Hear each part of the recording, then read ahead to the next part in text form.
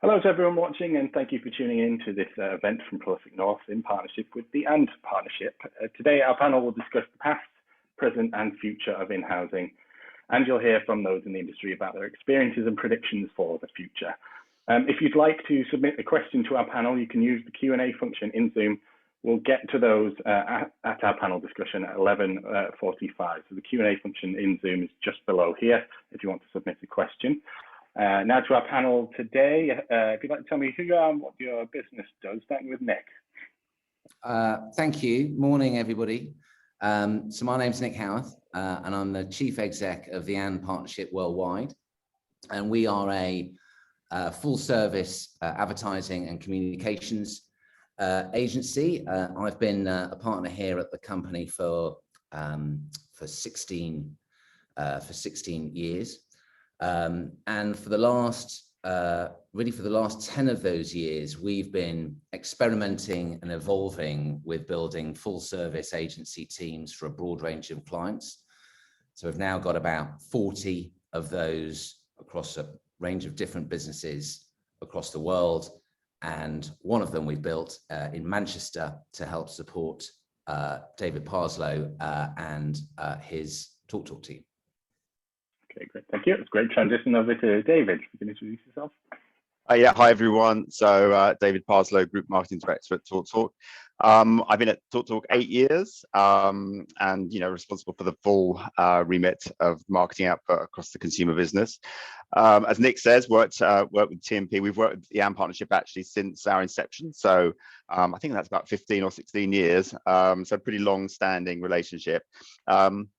In my time there, certainly in the last sort of 5 or 6 years, we've worked through a number of different sort of iterations of the kind of agency model with Nick and the team. So where we are now actually is with our in-house operation on campus in Salford, which works well. So yes, happy to talk about how our learnings over the years. Great, thank you. And Sarah, finally. Hi, I'm Sarah Taylor-Jones and I'm Head of Marketing at Hermes. Most of you probably will know Hermes as the largest parcel delivery company in the UK, delivering a lot of your orders from the likes of Next, John Lewis, Misguided, Boohoo or whatever. I joined Hermes in October 2019.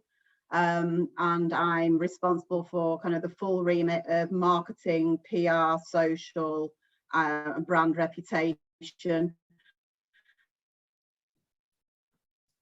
And currently the kind of creative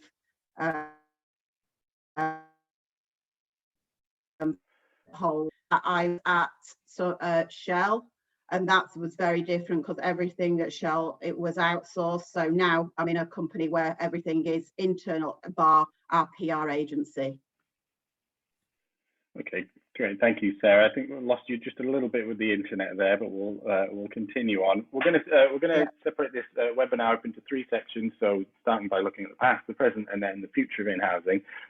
Starting by looking at the past as sort of a history of in-housing and the traditional pros. The appeal of in-housing, which is cost-cutting, I suppose, both in operating costs and the elimination of media commission, agency markups. Nick, I'll come to you first. How would you paint the traditional ideal of an in-house agency? Is it focused on location? Is that what it's all about?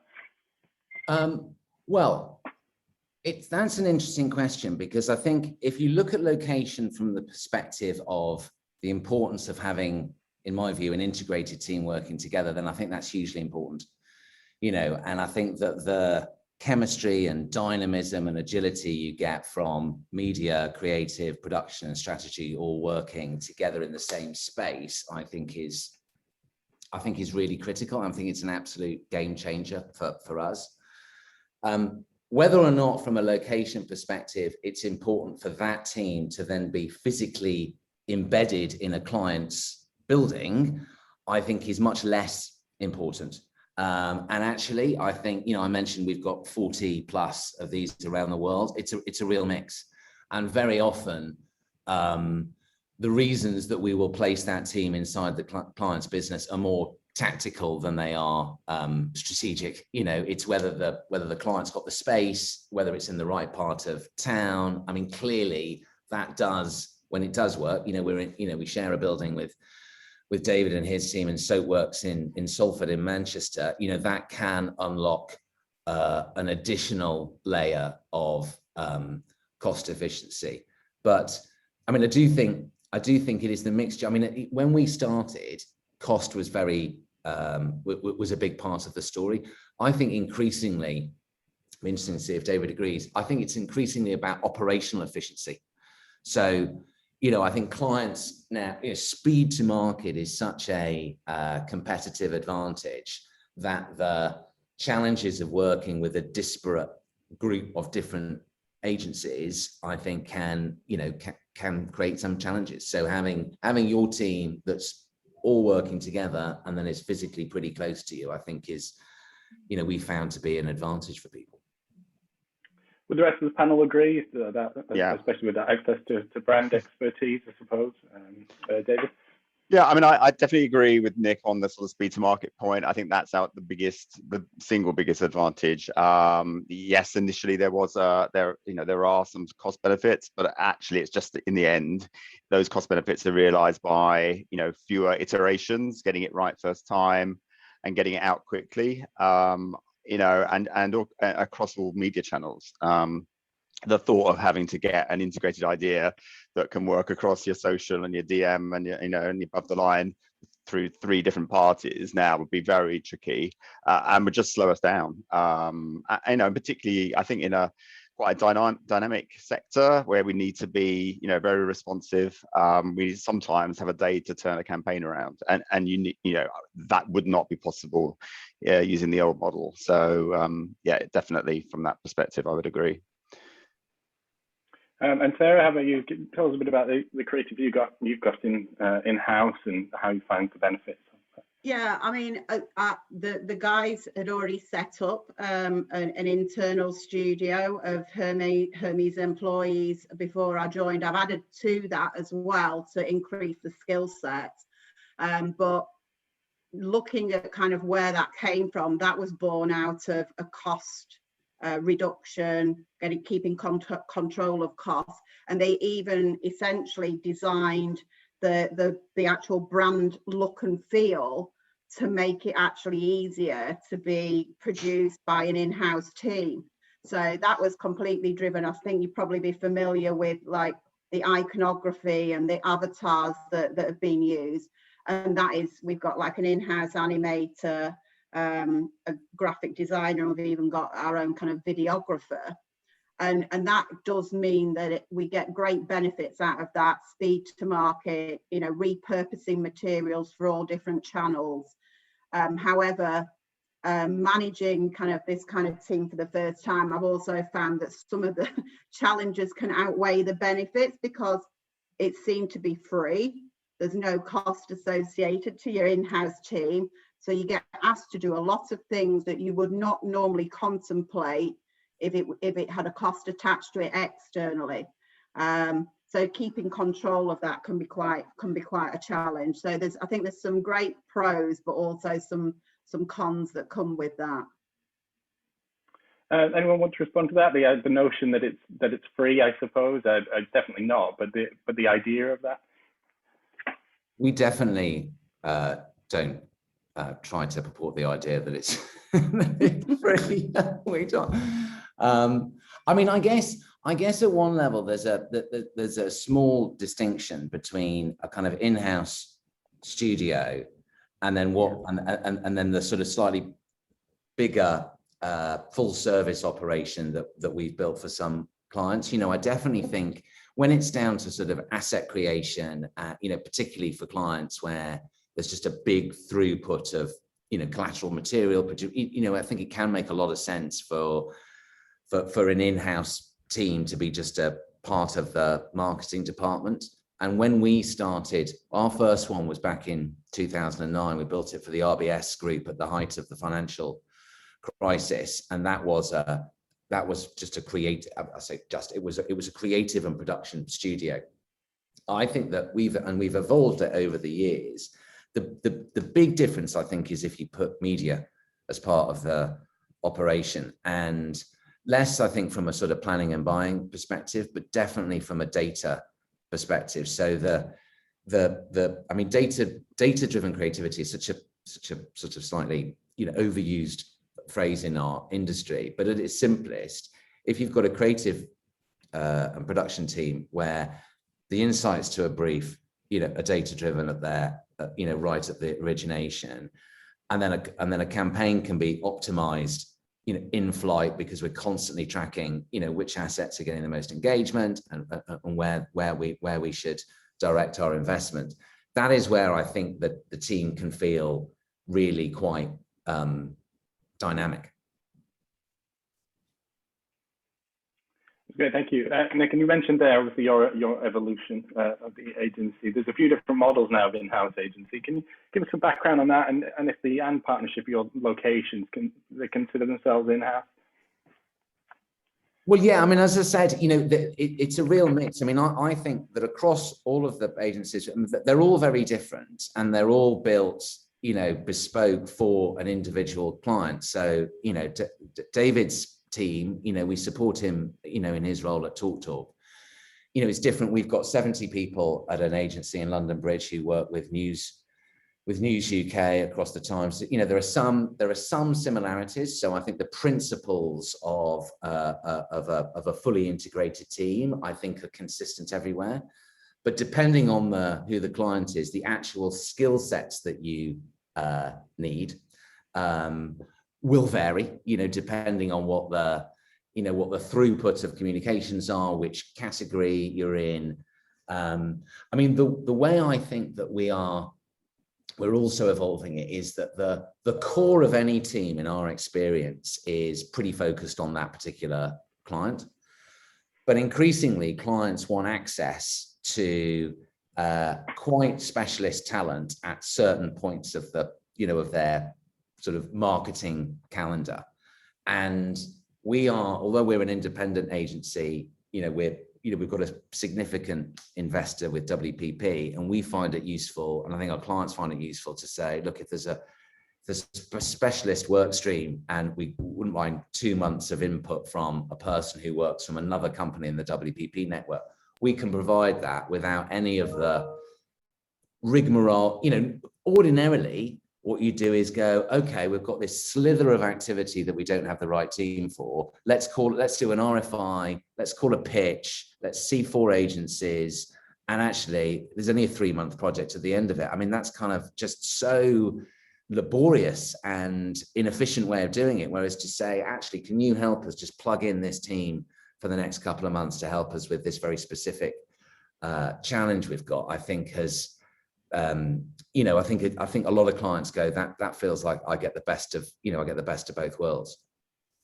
Yeah, I'd add to that. I mean, I think we take advantage of that quite a lot. And our sort of system for onboarding new partners is quite laborious. So it would not be practical, whether it's a CX project or sort of data or something, something that's not baked into the core offering. It's really useful to be able to pull on that kind of that extra sort of resource for limited, for discrete periods of time. So it's very helpful. Sarah, I could see you nodding there with some of the points Nick was making. Yeah, absolutely. I mean, at this moment in time, I'm actually kind of, bringing on board certain agencies to basically kind of fill some of the gaps that the in-house team has got. And also, I think it gives us, we've been very internally focused, and we need to become more creative. So by actually bringing in some of the agencies, it's kind of freshens it up alongside kind of a data agency as well. So that's kind of the areas that we're looking at right now. And yes, I totally agree that it seems to be the same in every company, where it's a really laborious task to bring. And you've got to kind of go out to three agencies and then go through this whole long RFI process. But that's something that we're also looking to change at Hermes as well, so that we can bring agencies on a lot quicker for kind of more agile projects, but also to be able to kind of give other projects to existing agencies that we've got without any problem whatsoever. And I think when you do that, when you go the route that Nick was outlining there, what it helps with as well is you can rely on the sort of core team to bring the newcomers up to speed. So, you know, if we want a piece of work done on customer experience, then I know that the brand planner can have that conversation with the CX lead and bring them up to speed. That's not something we've got to do, you know, and that cuts a lot of, you know, sort of time out of our you know, day jobs as well. So we can rely on the agency to sort of do the background work for us, which is really useful. And just looking more broadly then, there was a report from last year from the World Federation of Advertisers and the Observatory International. It suggests that the creative in-housing was at 57% among multinational companies at least. What do you think is driving the move to in-housing among these multinationals? And I suppose any size company, is it traditional? Is it the traditional parts that we've covered? Is it something new? Is it lockdown based? Well, I think it is I think it's an acceleration of the themes that we've touched on, you know. So I think if I look at the conversations I have with, you know, marketing directors, CMOs in different categories, that they're often wrestling with the same challenges. You know, they're under pressure to deliver year-on-year efficiencies. They're under pressure to get their data strategy aligned and, you know, clarified within the organization. They're under pressure to constantly be optimizing all of their communications. And I think this is this model we're talking about is not a panacea to solve those things. You still need talented people and, great working processes. But I do feel like if I think about the journey I've been on personally with this, you know, 4 or 5 years ago, when we were in conversations with potential new clients, it was definitely, I was trying to convince them of the benefits of this way of working. And I think, and there were some reservations from clients. You know, there would be some reluctance to put all your eggs in one basket. There would be questions like, well, how can I, you know, am I going to be able to, you know, get the best talent? Are they going to want to work in an agency like this? You know, lots of good, you know, legitimate questions. I think increasingly, if I think about the pitches I've been involved in over the last couple of years, and then I think COVID has accelerated this, I think many clients have got to that solution and then are just looking at, are we the best providers of that? Or, are Oliver the right solution, or Accenture the right solution? You know, they've got to the place where they think that they want an integrated support structure. They just want to make sure they're getting the right, you know, picking the right partner. I suppose this is one for everyone, but I'll start with Sarah. I know you've mentioned that some of the team was already in place when you started in the role, but how easy have you found it to attract, you know, creative talent to the in-house setup? What skill sets and expertise are needed, do you think, to build and manage your in-house team effectively? Yeah, I think it's been actually quite difficult to find the right talent, and I think that's actually helped in terms of, you know, Hermes has grown massively over the last few years, and, you know, everything at the moment is being kind of looked at in terms of where we can be more effective, where we can improve, and most people will know that we were taken over last year by venture capitalists. So Advent, our investors, are looking to make, you know, massive improvements in a very fast timeline. So that means that's why we've then started looking at kind of agencies and where they can support us in that, and getting the right talent on board.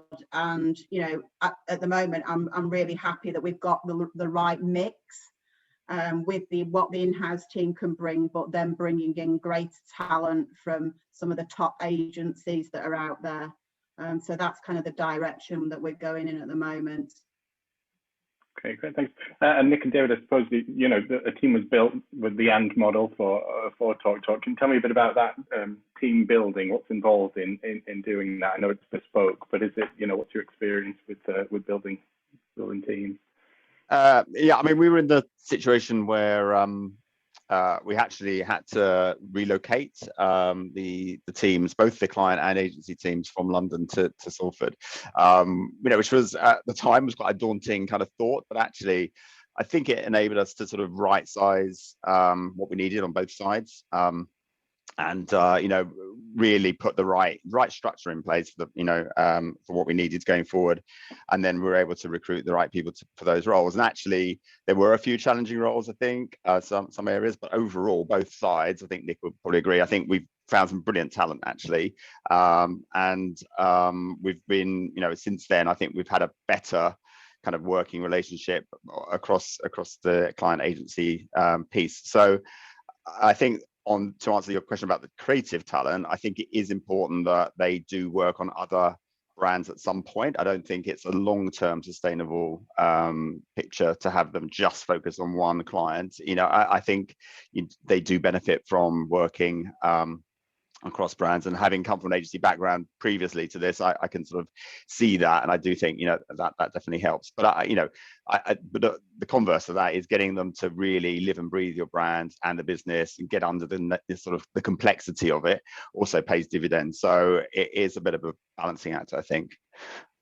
I think the creative question is a really good one, because it's probably the one that comes up for me most with clients saying, can you do really good creatives want to work in agencies like this that are structured in this way?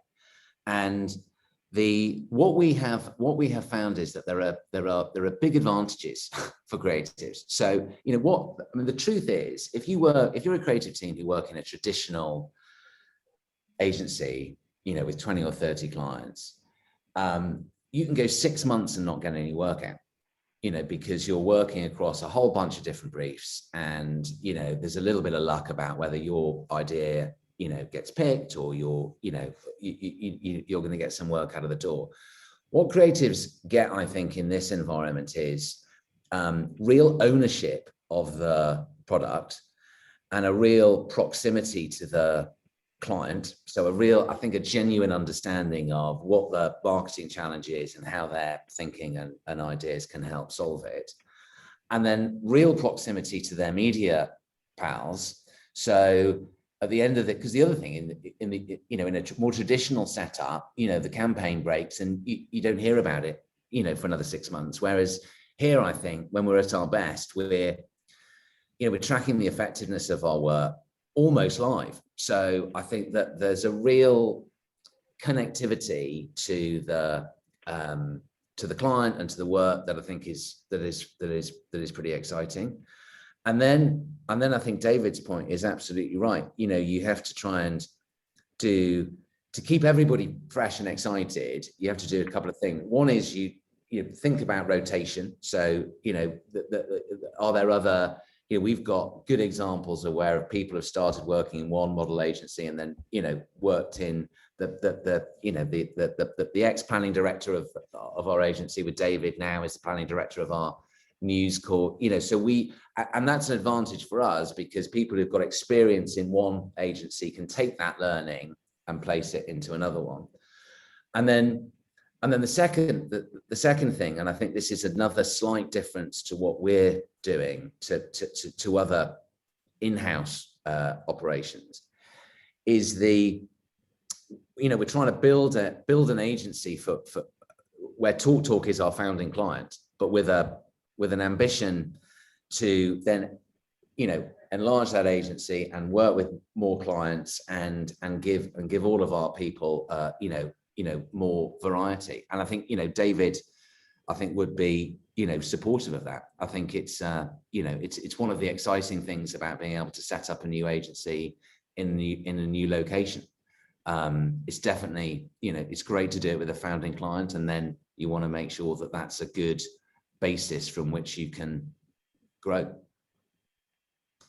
Sarah, I wanted to get your thoughts on that. You know, avoiding a sort of business as usual approach, fostering new ideas, keeping things fresh from a creative perspective. Can you tell me a bit about that? Is that something you're thinking about a lot? How do you approach it? Yeah, massively. I think, as I say, coming in to Hermes and finding that everything was being done totally in-house. There was no talking with any other external creative agencies at all. And I think that has kind of really limited what was coming out of the marketing team.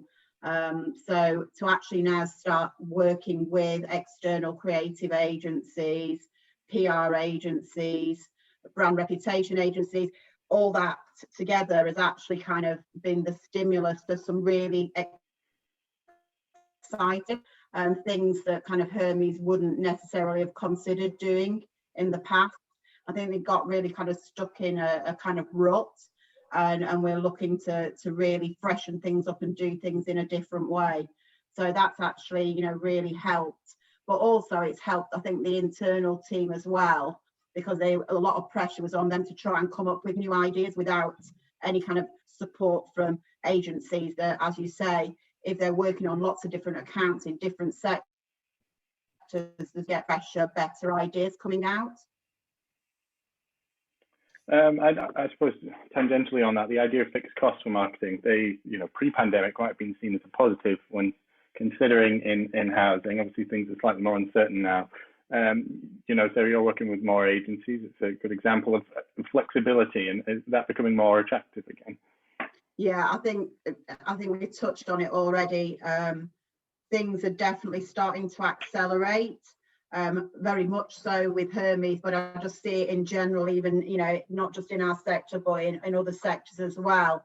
And that ability to be really proactive and really agile is absolutely key. So I think that's what's kind of driving people to kind of go with these newer models. And Nick, I can see you nodding there. So on the topic, I suppose, of agility, being able to scale up and scale down. Yes, definitely. I mean, actually, with David, we've worked together on a sort of fixed and flex model. You know, I mean, I definitely, you know, our teams have a sort of scale, I guess, at their heart to say, here's the core of the team.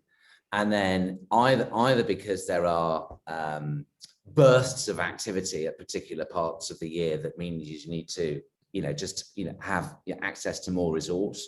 That might be in Manchester, or that might come from London, or, you know, or one of our other agencies, or the point we were making earlier, where you might just need a particular injection of, you know, a certain skill set.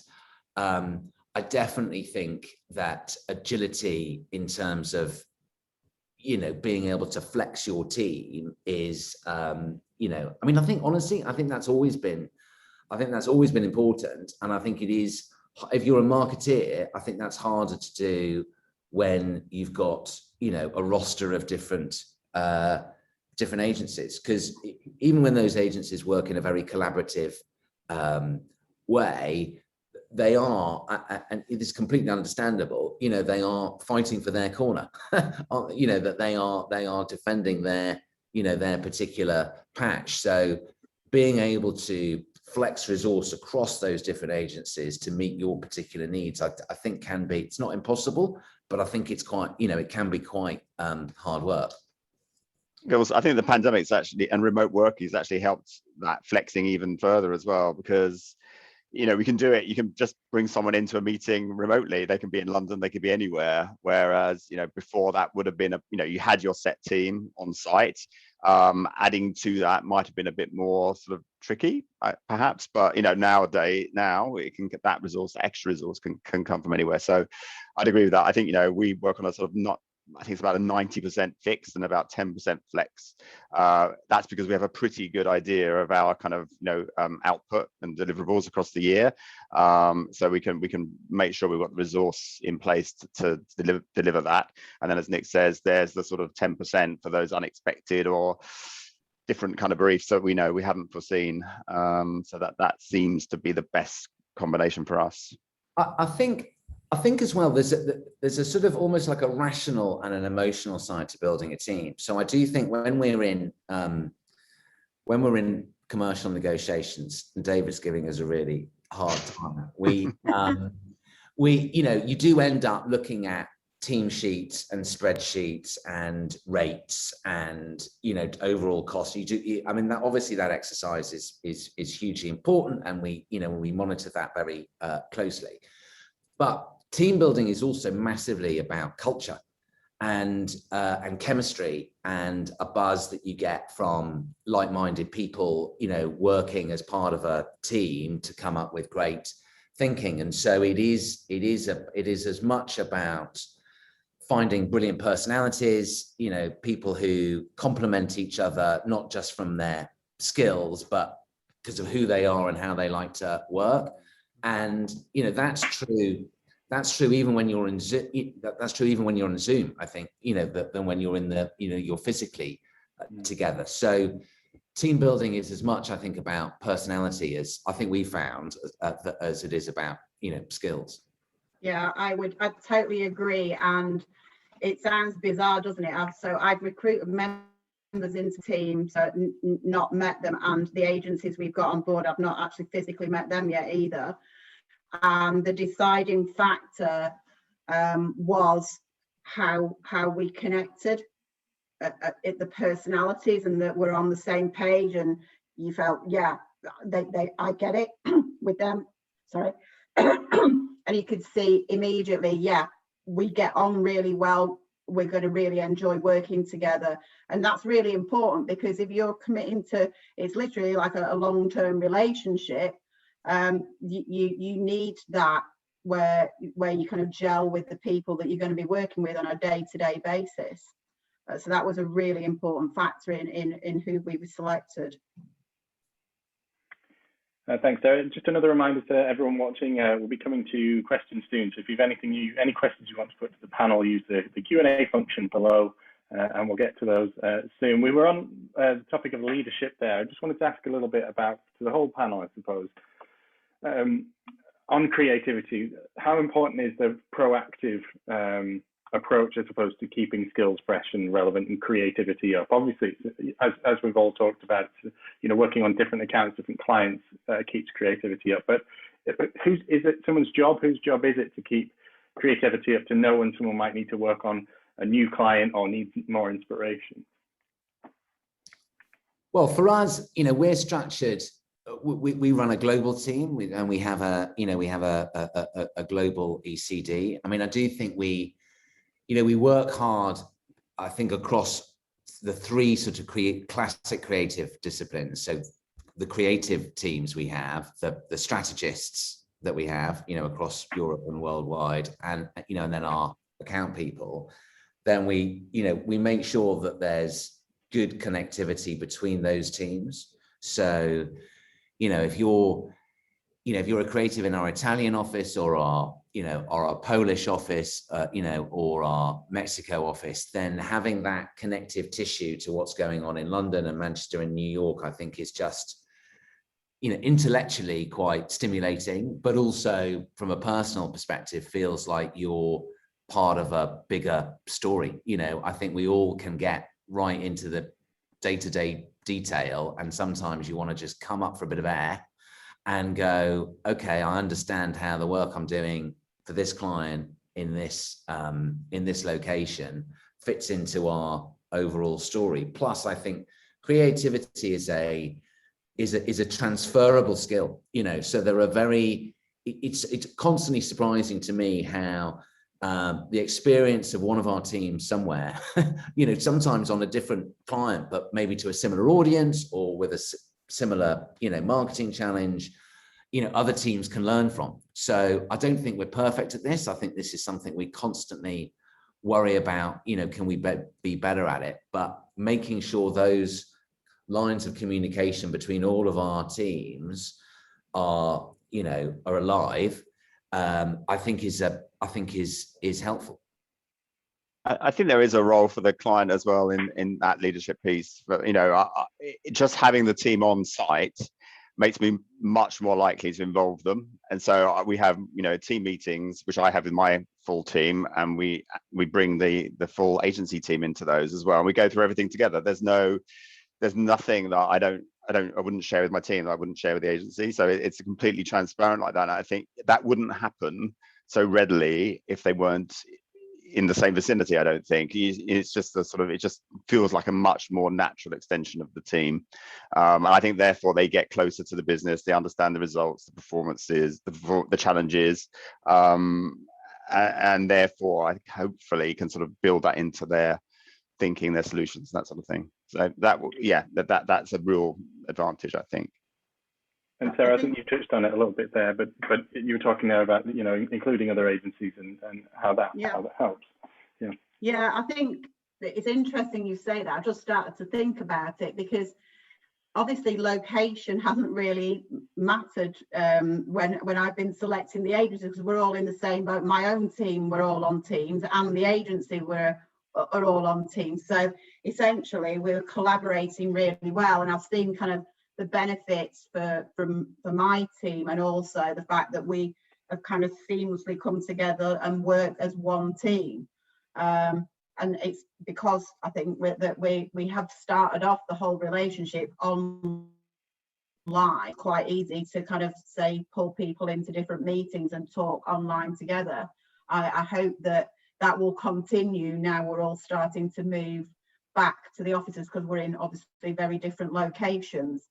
But yeah, it'd be interesting to see. So I think actually being online has actually facilitated a greater bond between us and our agencies.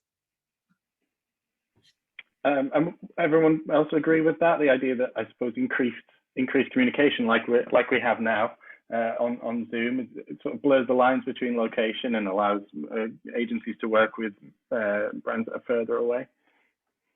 Yeah, I do think there's still a place for face-to-face when it comes to the client-agency relationship, particularly around creative development, creative sharing, presentations. I think the team space is quite a transactional one. It's great for getting through status reports and action lists and stuff like that. But when it comes to you want to debate, you can't be reading the room, looking at the different opinions, and that's very hard to do remotely. Everyone ends up talking over each other, and you don't always get the best outcome. So I think there's a middle ground where a mix of online, but there's key moments that I think you really need to be face to face. And I think we have suffered a bit from that and not being able to do that. Getting much better at doing that now. We can move back into the office. And obviously we're covering agencies a bit there, on work with other agencies, media partners. Obviously competition is good for client budgets, but it also does mean the creation of silos. Nick and David, can I bring you both in here? We've done work together. Tell me a bit about how it works between the And-Partnership and TalkTalk, and the combination of creative and media sitting side by side. Well, as David said, we're lucky enough to work with TalkTalk, from the beginning, and TalkTalk was born out of, as many of you will know, as a business called the Carphone Warehouse, and that was our founding client back in 2001. So as we've evolved our model, we started as a creative agency. I then think we added, customer skills to that. We added media capability to that, when we became part of the WPP family. So I think it's been less with TalkTalk a case of working with other agencies. It's been more making sure that we continue to evolve and adapt our team to make sure that they're meeting the needs of a business, in a pretty dynamic sector like telco, that they're sort of up to date. Obviously, if it was up to me, we'd do everything for everybody. But there are also, good examples. We've got business in North America, for example, where we're responsible for the creative, and we're working with a different media agency. And what I would say, if I was the client, is even if I'm getting these services from one or two different agencies, I want them to work in this way. You know, I don't want to go back to the idea that I'm going to have a creative meeting and then a media meeting and then maybe a digital meeting and a customer engagement meeting. I mean, that I think is, even if you want 4 different agencies, I would be saying, can you put together even in our world, even the holding companies are doing this. So again, you know, if I think back 5 or 10 years ago, WPP played no sort of overt role, I think, it was effectively a holding company for, you know, a range of different agencies, where increasingly it's WPP who clients will go, I'll work directly with WPP, and they can access all the talent that they've got globally, but put together in a single team. So that's another, I guess, piece of evidence that suggests that this is a model that's found its time.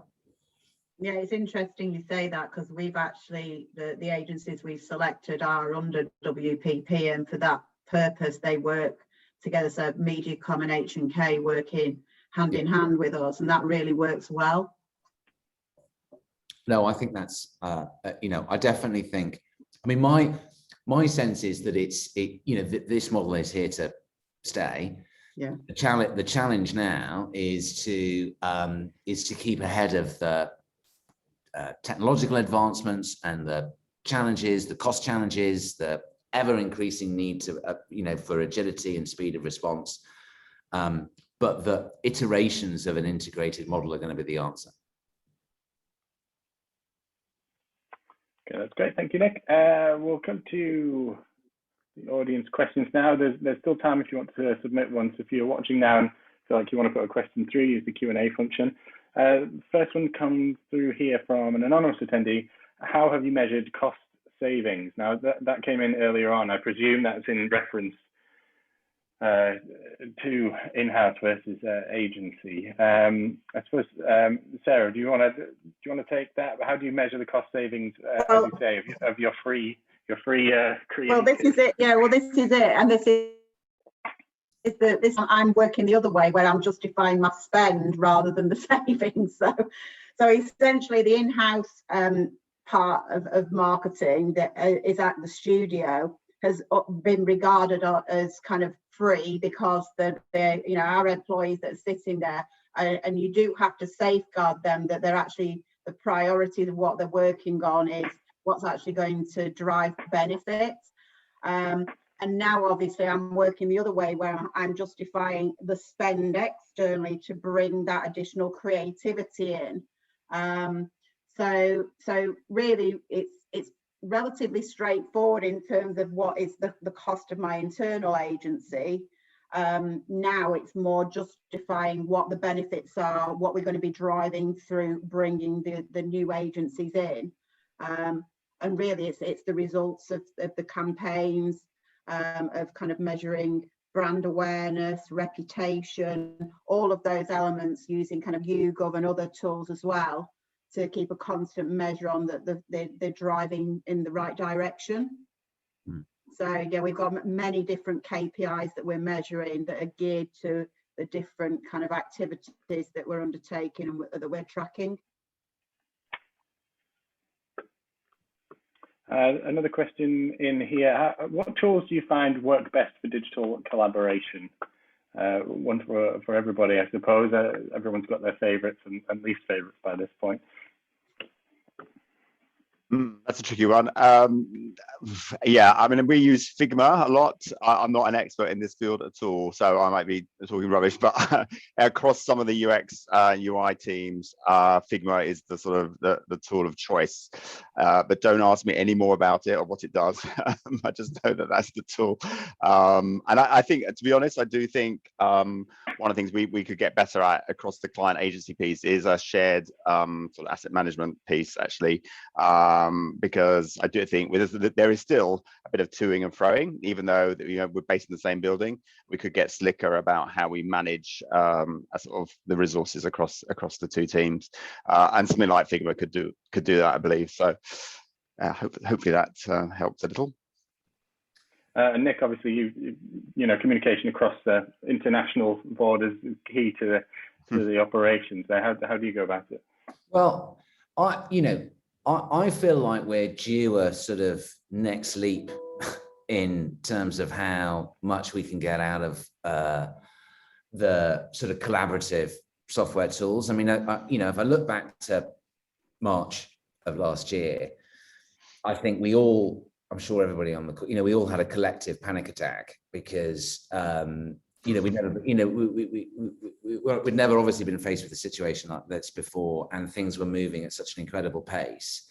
And we were relative newcomers even to Teams and Zoom. So the idea of working virtually from, switching on like that, I think was quite a challenge. And I think we made, enormous progress through adversity, because if I look from my own experience, from being quite, happy to have a catch up with my guys, maybe once a fortnight in various parts of the world, I wanted to talk to them every day to find out what was happening and what was the news and was everybody okay. And I think some of those habits have been really positive.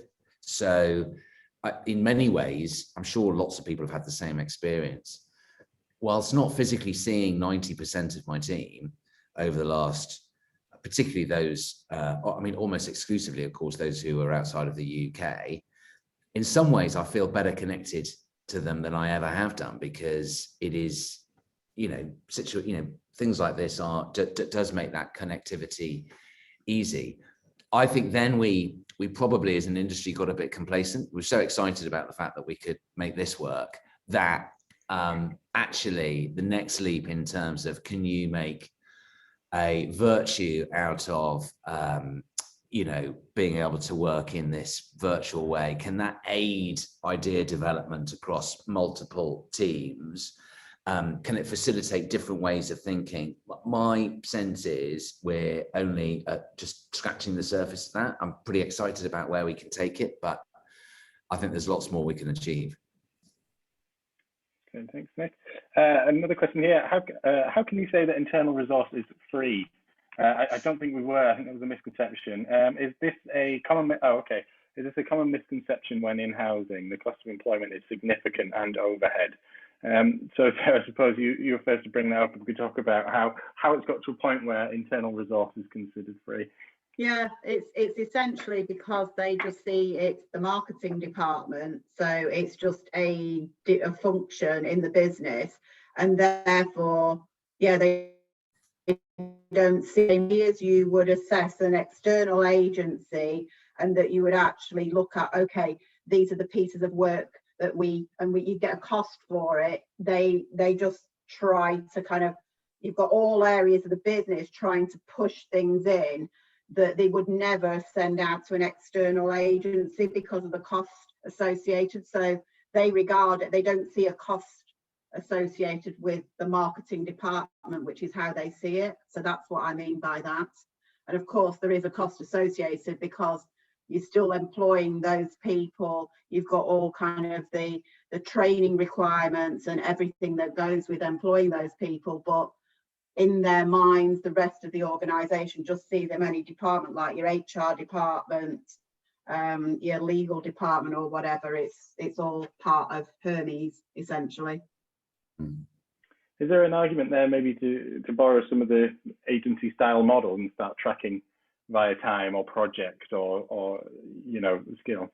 We do. I mean, the one thing that we always put forward is kind of, we show what costs we've actually saved by having it in-house, but at the same time now I'm trying to show what we actually miss out on because it's been totally in-house, and now that's why we've started to change the model. Like I said, like we've talked about already, the creative side is really important as well as that speed. So it's not just all about speed, it's speed and quality of what's being produced. So bringing in the other agencies is actually increasing the quality and also the diversity of what we can actually produce and the impact that the pieces that we're producing and the campaigns are actually having because of that. Great, thank you, Sarah. A question here from email. When building an in-house team, are there benefits to hiring quickly and onboarding a team all at once? That's the whole panel. Well, I can definitely talk to our experience. I mean, often when we're building a team for a new client, we are under pressure to build it pretty quickly, you know. And we built sort of 16 agencies for Toyota across Europe. That's, you know, that was a big deal for us, and we did that, you know, in less than 100 days. I mean, normally I would try and take a little longer to do that. I mean, like, my sense is that you start with the leadership, you know. So back to the point of you're hiring for the right skills, but you're also hiring for the right personality. I think once you get your leadership team in place, and we often make those key decisions in tandem with, you know, I've made a couple of those big decisions with David. You know, it's very important that we have that we and the client have joint ownership of the an input into the hiring of the leadership team. And then I think you really want the leadership team to go and hire their own team, because they'll be the people who have the best knowledge of, you know, the types of character and the mix of skills that they want in their team. So I think you can do it quickly. Definitely, you can skill up very quickly. I think you can, you know, get a lot of support from other agencies across the network. You want to start definitely getting your leadership team right up front, I think, is key, and doing that side by side with the client. I think those are the three key elements, I think. Another question here from David Farrant.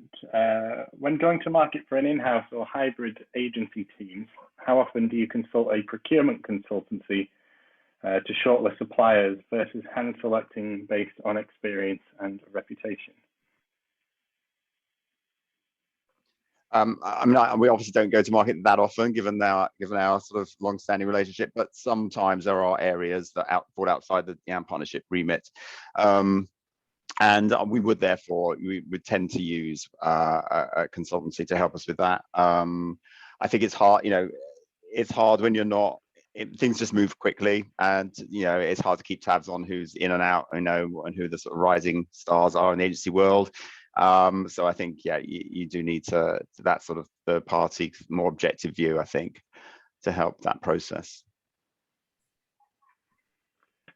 And another email question here. Given the potential for reduced costs, can you build a team of remote freelancers across the globe instead of an in-house team? Well, I think the answer to that is sort of yes, from my perspective, yes and no. So I think, you know, we've touched on this throughout the discussion, that your ability to tap into talent, you know, on a flexible basis is definitely a key ingredient to making these models successful. And for, you know, tapping into freelance talent and understanding, you know, how to access that, I think, is a really important part of that.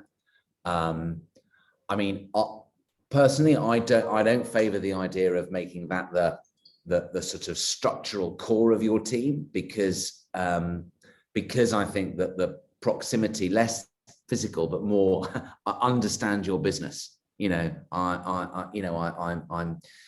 there with the marketing team. I've got a really in-depth knowledge of the category and what makes your brand distinct within it, and that means that I can get to the right answer quickly. I think that is difficult to do when you're a bit disconnected. So it's a balance. You know, I think if you have a core team supported by the occasional use of exciting and different freelance talent, I think that's probably, I think, a good mix. To the rest of the panel, would you agree? Is a core group important, or could it just work as a completely distributed freelance marketing team with no core members? Yeah, I mean, I do think the core team is important. Perhaps there's elements that you can outsource in a more freelance way. Perhaps where that sort of real deeper understanding of the brand and business is less important. But I think they are more in the sort of support areas rather than what I would say at the core, the heart of the sort of marketing planning and strategy piece. Because they just simply aren't going to be able to be as up to speed as the rest of the team. Yeah, I agree totally with what both Nick and Dave.